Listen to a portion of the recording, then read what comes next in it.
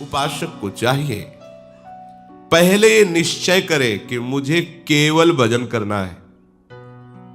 इसका फल क्या हुआ, इसका परिवर्तन हमारे हृदय का तो नहीं हो रहा, हमारी मांगी हुई वस्तुएं नहीं मिल रही, हमारी चाही हुई स्थिति नहीं आ रही। देखो, प्रभु का नाम सत्य है, प्रभु का मार्ग सत्य है और प्रभु भी सत्य है। संशय की किसी भी तरह से कोई गुंजाइश नहीं है। एक श्री विद्यारण्य नाम के बड़े महापुरुष हुए हैं, कई बार सत्संग में सुनाया है। मां गायत्री सर्व सामर्थ्यशाली है, जो भी कुछ भी सब वो देने में समर्थ हैं। श्री कृष्ण स्वरूपा ही हैं गायत्री जी। ब्राह्मण के घर में जन्म हुआ था, यज्ञोपवीत हुआ, खाने के लिए भी व्यवस्था नहीं थी, तो विचार किया अब गायत्री का अनुष्ठान करके हम धन की प्राप्ति करेंगे। 24 लाख का एक पुरस्चरण होता है, 23 पुरस्चरण किए। बाल्यावस्था से वृद्धावस्था की तरफ गति हो रही, जप करते हुए गायत्री के, लेकिन कोई फर्क नहीं पड़ा, परिस्थिति बिल्कुल नहीं सुधरी। उन्होंने विचार किया कि क्या मां गायत्री के मंत्र में इतनी सामर्थ्य नहीं कि हमें अर्थ दे सकते। बचपन से अभी तक इतने पुरस्चरण किए, लेकिन हमारी कामना की पूर्ति नहीं हुई कि अर्थ मिल जाता। अब जिनके लिए अर्थ चाहिए वो माता पिता पधार गए, तो फिर अब अर्थ की क्या जरूरत। 23 पुरस्चरण पूर्ण होने के बाद उन्होंने संन्यास ले लिया। बहुत बड़े महापुरुष हुए हैं विद्यारण्य जी महाराज। जे भी संन्यास लिया तो अनंत सूर्यों की कांति प्रकाशित करती हुई मां श्री गायत्री जी प्रकट हो गई और उनका आप तुम चाहो तो ब्रह्मा का भी पद प्राप्त कर सकते हो, क्या चाहिए तुम्हें। तो उनका अब तो मैं सन्यासी हो चुका हूं, अब तो मुझे किसी भी न वस्तु की आकांक्षा है न पद की आकांक्षा है, पर हम आपसे प्रार्थना करते। 23 पुरस्चरण किया, 24 लाख मंत्र का जब एक पुरस्चरण होता है, बड़ा नियम उसमें होता है। आप उस समय क्यों नहीं आई जब मुझे धन की आवश्यकता थी। मेरे माता पिता की सेवा के लिए मुझे जो जो व्यवस्था चाहिए थी बिल्कुल नहीं हो पाई, और मैं आपको इसीलिए पुकार रहा था, मंत्र जप रहा था कि आप आती हैं और धन दे देती, मैं अपने माता पिता की सेवा करता। अब तो पधार गए। तो उनका इन अनंत जन्मों में जो छोटे मोटे ऐसे अपराध होते हैं वो तो सब नष्ट हो गए थे। 24 ऐसे महापाप थे जिनको 23 पुरस्चरण के द्वारा तुमने 23 महापाप नष्ट किए। अगर एक 24 वहीं कर लेते तो भी मैं प्रकट हो जाती, पर संन्यास लिया तो एक पुरस्चरण का उससे वो अपराध नष्ट हो गया। जो 24 आप तुम जो चाहो मांग सकते हो, ब्रह्मा का पद, परमेश्वरी पद भी प्राप्त हो सकता है। उनका मुझे कुछ नहीं चाहिए, क्योंकि संन्यास का स्वरूप ही होता है कोई चाह न रह जाना। बस प्रणाम है आपको। ऐसे महापुरुष, ब्रह्म स्वरूप महापुरुष हुए, उनकी वाणी अध्यात्म विद्या में, ज्ञान में बहुत सहयोग देती। तो इतना भारी जप करने वाले जपनिष्ठ महापुरुष को 1 रुपया नहीं मिला। क्यों? क्योंकि ऐसे अपराध जब वो नष्ट हो जाते हैं तब की बात अपने सोचते हैं 2-4 जप लिए और हमारी व्यवस्था। कैसे तुम उपासक हो, कैसे तुम भगवत मार्ग के पथिक बनना चाहते हो। सावधान रहिए। पहला निश्चय करो, मेरे जीवन का लक्ष्य है केवल भजन। मुझे सम्मान मिले, अपमान मिले, दुख मिले या सुख मिले, इसके लिए मैं भजन नहीं कर रहा। भजन के लिए भजन कर रहा हूं, मेरा उद्देश्य भजन। बस मनुष्य जीवन का परम लाभ है निरंतर भजन करना, बस मुझे भजन करना है। आचार्य महाप्रभु हरिवंश चंद्र जी, उनके शब्दों को देखिए। मेरी सो क्यों कह रहे हैं? हम लोग अविश्वासी हैं, विश्वास नहीं करते महापुरुषों के वचनों पे।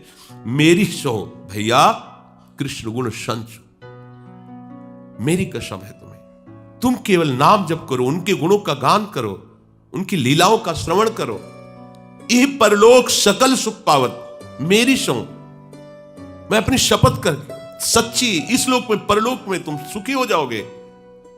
पहली पंक्ति में जब कहा मेरी सो भैया कृष्ण गुण संच, तो अब दोबारा कहने की क्या जरूरत। ये परलोक सकल सुख पावत, मेरी सो कृष्ण गुण संच। तुम्हें इस लोक में, परलोक में कभी दुख का मुख नहीं देखना पड़ेगा। तुम केवल कृष्ण के गुणों का गान करो, उनकी लीलाओं का गान करो, उनके रस में डूबो। ये हित सजनी जो इतनी सामर्थ्यशाली है कि प्रियालाल भी इतने सामर्थ्यशाली नहीं। आपको लगेगा कि प्रभु के सामर्थ्य से ही तो उनके जन सामर्थ्यशाली होते हैं। ये बल का भी महाबल प्रेम है। जहां प्रियालाल प्रेम में बेसुध हो जाते हैं, वहां हित सजनी जी दोनों को अपनी गोद में लेकर दुलार करती हैं और दोनों के हृदय के प्रेम को अपने हृदय में धारण करते हुए चैतन्य होकर उनकी सेवा में रहती हैं। बिना वृंदावन रस के रसिकों के सिवा कोई सामर्थ्य की तरफ सोच भी नहीं सकता। जिनकी एक अंग कांति की झलक पाकर बड़े बड़े महापुरुष जो ईश्वर कोटि के हैं वो बेसुध हो जाते हैं। वो प्रभु हमारी प्यारी जू की मंद मुस्कान पर मूर्छित होने लगते हैं। वो प्यारी जू के लावण्य में, प्यारी जू के प्रेम में ऐसे युगल को दुलार कर रही, ऐसे युगल को जहां प्रिया जू को शुद्ध नहीं है, वो कह रहे मैं प्रीतम हूं, प्रीतम कह रहे हैं कि मैं प्रिया हूं। श्याम रंग श्यामा रंगी श्यामा के रंग श्याम, ऐसे बेशुद्ध प्रेम में डूबे हुए युगल सरकार को अत्यंत सावधानी पूर्वक दुलार कर रही है, सेवा में पगी हैं हित सजनी जू। वो कह रहे मेरी सौ, उनके अधीन है अखिल कोटि ब्रह्मांडों के स्वामी। वो कह रहे हैं मेरी सौ कृष्ण गुण संचु इह परलोक सकल सुख पावत। काहे को तुम चिंता करते हो? तुम तो केवल चिंतन करो, तुम्हें मांग नहीं रखनी। ये हमारे प्रभु कोई अज्ञानी है कि नहीं जानते हैं कि तुम्हें क्या चाहिए? अगर वो नहीं दे रहे तो तुम्हें नहीं चाहिए, अगर वो दे देंगे तो तुम्हारी दुर्गति हो जाएगी, फंस जाओगे। वो तुम्हें और हो सकता है कड़ुआ परिस्थिति दे जिससे तुम वहां से हटो और पहुंचो उन करुणा वरुणालय के सुख में जहां किंचन मात्र दुख का प्रवेश ही नहीं है। वो देना चाहते महासुख और तुम मांग रहे हो दुख। दुखालय की कोई भी वस्तु सुखमयी नहीं है। इस संसार की वस्तु भगवान ऐसे नहीं दे देते, अपने जनों को बहुत दुलार करते हैं। इसलिए आपको लगेगा मैं 10 वर्ष से साधन भजन कर रहा हूं, मेरी परिस्थिति तो बिगड़ती चली जा रही। बढ़िया हो रहा है। अगर ये संसार सजेगा तो भजन रुकेगा और संसार उजड़ेगा हमारे हृदय से तो निकुंज का प्रादुर्भाव हो जाएगा। हम अज्ञानी जीव हैं, प्रभु थोड़ी अज्ञानी है। उनके पास कोई कमी है क्या? अनंत ब्रह्मांड एक क्षण में प्रकट हो गए, तो हमें अगर कुछ दे देंगे तो उनको घाटा पड़ जाएगा क्या? घाटा तुम्हें हो जाएगा। जिनके पास वैभव है उनको फुर्सत नहीं एक बार भी रामकृष्ण हरि बोलने की, तो क्या होगा? मरने के बाद सब यहीं रह जाएगा। और जो उनके द्वारा सुकृत या दुष्कृत हुए उनका भोग लोक लोकांतरों में भोगते रहेंगे। चक्र तो नहीं टूटा ना। और भारी विपत्ति और कोई सहयोगी नहीं, तब पुकार आती है हे हरि आपके सिवा कोई नहीं। तू परम दयालु है, अगर वो हमें नहीं देते तो हमारे ऊपर परम कृपा है उनकी, पर हम समझ नहीं पाते। पर सच्चा उपासक वही है, लेने देने वाली बात छोड़कर आश्रित हो जाओ और अपना उद्देश्य केवल भजन। मेरे को तो केवल भजन करना है, भजन के लिए भजन करना है। समझिए, अगर हम ये भी बात रखेंगे कि भगवत दर्शन के लिए भजन करना है तो साल 2 साल 4 साल में लगेगा, अभी तो आए नहीं, तो भजन में अरुचि हो जाएगी। नहीं, भजन के लिए भजन करना है। नाम प्रताप नाम फल लो, श्री हरिवंश नाम नित कहो, नाम प्रताप नाम फल को। हमें निरंतर नाम जपते हुए यही मांगना है कि ये नाम ही हमारा जीवन हो जाए, नाम में ऐसी प्रीति हो जाए, हमें और कुछ नहीं चाहिए। जब नाम हमारे हृदय में तो बकाया क्या रह जाएगा। पर भजन की पद्धति यही, भजन को पकड़ो। ऐसा एक निश्चय बिरले ही उपासक के हृदय में होता है। ऐसा निश्चय करने पर त्रिभुवन का कोई भी प्रलोभन उसे भ्रष्ट नहीं कर सकता। ध्यान दीजिए, हमें भजन के लिए भजन करना है।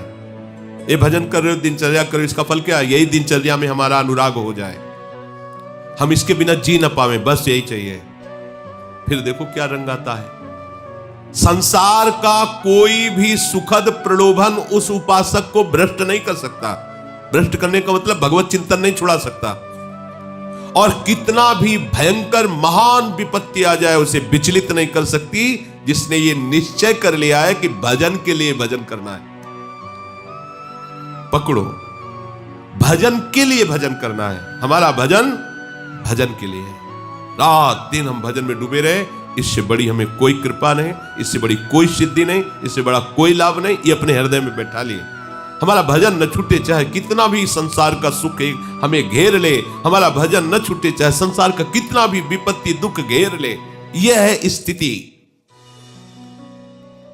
अनिर्विण्ण चेतसा, श्री भगवान कह रहे हैं कि ऐसा कभी मत सोचो, भगवान कह रहे हैं ऐसा कभी मत सोचो कि बहुत समय हो गया भजन करते हुए पर कोई लाभ तो दिखाई नहीं दे रहा, कोई प्रणाम नहीं कर रहा, कोई हमारी प्रशंसा नहीं कर रहा, हमारे पास कोई वैभव नहीं है, कोई सिद्धि नहीं है, ये 10 वर्ष से लगे हैं, कुछ ऐसा, वही काम आ गया, क्रोध आ गया, लोभ आ गया, तो इसकी सिद्धि कब होगी?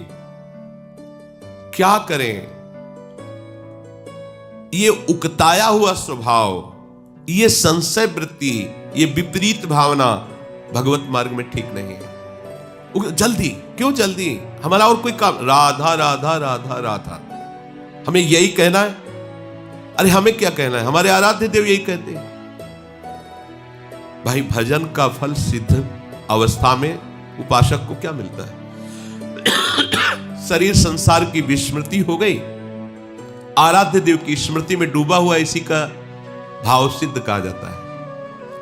जिनको सिद्ध करना है उन आराध्य देव को देखो, प्रियाजू मधुमती नाम की वीणा लिए हुए और प्यारे के नाम का गुणगान कर रहे हैं, उनकी लीलाओं का गान कर रहे हैं। अशुभ प्रवाह रहा, श्यामेति सुंदर वरेति मनोहरेति कंदर्प कोटि ललितेति सुनागरेति सोत्कंठ मन निगृणति मोहरा कुलाक्षी। गदगद कंठ से प्यारे के हा श्याम सुंदर, हा मनमोहन, हा कृष्ण, हा कोटि कंदर्प दमनीय। और इधर महाराज की देखो लालजू की, त्वयि श्यामे नित्ये प्रणयिनी। कवि हा राधा राधिका पुकार, क्वास्ति क्वास्ति वृषभानु नंदिनी, हरि रसना राधा राधा रट। और करना क्या है? जपत हरि विवश तव नाम प्रतिपद विमल, मनसि तव ध्यान ते निमिष नहीं टरिवो। ये हमारे आराध्य देव की बात है, और हमें क्या करना? यही तो करना। तो जो आराध्य देव कर रहे हैं वही हम तो कर रहे हैं। अब हमें कौन सी सिद्धि चाहिए? अगर वर्तमान में हम राधा राधा रट रहे हैं और प्यारे जो के चरणों का आश्रय लेकर उनका चिंतन कर रहे हैं, उनके भरोसे से जी रहे, हम अभी सिद्ध है। हमें और कोई सिद्धि नहीं चाहिए। इसका फल यही चाहिए कि ये कभी रुके ना, चाहे जितना दुख मिले और चाहे जितना सुख घेर ले, हम कभी अपनी प्यारी जो को भूले ना। यही सिद्धि है। कितना समय हो गया, कुछ क्या लाभ चाहते हो? क्या लाभ चाहते हो? बिल्डिंगें बन जाना, मोटर कार आ जाना, 4 लोगों का ये वाहवाही करना है तो पापियों के पास भी है जो पापाचरण करते हैं। ये कोई दुर्लभ वस्तु है क्या? इसको तुम कोई साधना तपस्या का फल समझते हो क्या? जो घोर हिंसा करते हैं, अच्छी अच्छी गाड़ियों से चलते हैं, उनके अच्छे अच्छे भवन हैं, क्या ये फल है? क्या यही फल है साधना का? साधना का फल ये नहीं। साधना का फल है साध्य देव का कभी विस्मरण ना हो, ऐसी स्थिति प्राप्त हो जाना। निरंतर अपने प्रीतम के नाम रूप गुणगान में मस्त है। ये आना ही नहीं चाहिए। इतना समय हो गया, मुझे क्या मिला? क्या चाहते हो तुम? यहां जो भी है सब नाशवान है, जो भी है सब बनावटी है। कुछ भी मिले सब बनावटी है, सब बनावटी। विश्वास मत कीजिए, जो भी मिलेगा सब बनावटी है। यहां का सत्य वस्तु नहीं है। जो आपको जो भी देख रहे हो, गोचर जहां लघु मन जाई, सब सो सब माया जानो भाई। ये नहीं, टिकाऊ नहीं है। कल ये नहीं था, कल नहीं रहेगा। बीच में केवल भास रहा है कुछ समय के लिए। कल तुम्हारा शरीर नहीं था, कल नहीं रहेगा तुम्हारा शरीर, बीच में भास रहा है। तो बीच में भासने वाली वस्तु को त्रिकाल सत्य सच्चिदानंद के नाम रूप से पाना चाहते हो क्या? नाशवान वस्तु को अविनाशी के चिंतन से तुम जोड़ना चाहते हो क्या? नहीं, अविनाशी के चिंतन में ऐसे डूबो कि इसका कोई प्रभाव ही न पड़े, चाहे भारी से भारी सुख आ जाए, भारी से भारी दुख आ जाए, आपके हृदय में ऐसी स्थिति हो, अपने प्यारे का कभी विस्मरण न हो। यही हमारी भजन की वृत्ति होनी चाहिए। यही हमारे भजन का फल है कि भजन ना छूटे। और हम चाहते हैं कि इतने दिन भजन किए, उसका फल क्या चाहते हो फल? बोले हम प्रभु से मिलना चाहते हैं। आप जब के देखो इतने बेपरवाह हो जाओगे कि प्रभु तुम्हारे रोम रोम में दिखाई देंगे, प्रभु तुम्हारे हृदय में स्फुरित हो। ये भजन कोई साधारण वस्तु है? ये मांग खत्म हो जाती है कि प्रभु को मैं देखना चाहता हूं। मांग खत्म, वो प्रेम की दशा में बोलता है, वो बात अलग है। कोई क्षण, कोई कण ऐसा नहीं रहता जहां प्रीतम उसको ना दिखाई दे रहे हो। ये कोई कहने की बात नहीं, आप करके तो देखो भजन। दृष्टि बदल जाएगी, दृष्टि बदल जाएगी तो सृष्टि बदल जाएगी। तुम्हारी जैसी दृष्टि वैसी सृष्टि तुम्हें भास रही है नहीं? तुम्हारी दृष्टि ही तुम्हारी ये सृष्टि है। तुम्हारी दृष्टि बदली तो सर्वम खलमिदम ब्रह्म ने नानास्ति किंचन। तुम्हारी दृष्टि बदली तो जित देखो तित श्याममयी है। हमारी दृष्टि में नानात्व तो नानात्व दिखाई दे रहा है। उपासक का भाव ऐसा होना चाहिए कि अब चाहे कितने वर्ष लग जाए, कितने ही जन्म लग जाए, भयंकर से भयंकर मुझे दुख दिया जाए, फिर भी मैं भजन को नहीं छोड़ूंगा। निरंतर भजन की स्थिति को प्राप्त करके रहूंगा। हमारा लक्ष्य है भजन की स्थिति। उठते बैठते चलते फिरते सोते जागते हर समय केवल अपने प्रीतम का चिंतन, ये हमारी मांग है। हमारा लक्ष्य होना चाहिए ये। एक क्षण के लिए हम अपने प्रभु को नहीं छोड़ेंगे। कार्य करते हुए या क्रिया रहित, सुख में या दुख में, अकेले में या भीड़ में, कैसी भी परिस्थिति में हो, हम अपने प्रभु को नहीं भूलेंगे। ये हमारी साधना, यही हमारी सिद्धि है, हमारा लक्ष्य है। इस जन्म में अगर ऐसा नहीं बन पाया तो अगला जन्म मिलेगा। मैं अगले जन्म में अभ्यास करूंगा कि कभी मैं प्रभु को भूलूं नहीं। बस मेरी एक ही मांग रहेगी, निरंतर भजन, अव्यावृत भजन। जो सिद्ध हो गए वो क्या करते हैं? देवर्षि नारद जी क्या करते हैं? निरंतर वीणा से महामोद प्रदान करने वाले प्रभु के नाम और गुणों का गायन करते हैं। परम सिद्ध सनकादि क्या करते हैं? हरि शरणम हरि शरणम हरि शरणम और भगवत चर्चा करते हैं। गुरुओं के परम गुरु भगवान शंकर क्या करते हैं? प्रभु के नाम का गायन, प्रभु के चरित्रों का गायन, श्रवण। ये सिद्धों की बात नहीं, ये सिद्ध प्रदान करने वाले ईश्वर कोटि के महापुरुषों। तो आपको क्या करना है? वही तो कर रहे हैं। फिर क्या चाहिए? इसी में रति चाहिए, इसी में महत्व चाहिए। आप कर रहे हैं पर वैसे महत्व नहीं है, वैसी रति नहीं है। इसलिए ये बाहरी जो हमारे दिमाग में प्रापंचिक बातें बढ़ गई हैं कि भजन का फल है बाहरी चमत्कार, लोगों की भीड़, रुपया पैसा, मकान, गाड़ी घोड़ा, ये भजन का फल, ये भजन का फल है। ये तो पापियों के पास भी ऐसा है, तुम आश्चर्यचकित हो जाओगे। किसी को इतना भी पता नहीं कि मेरे पास कितना धन है।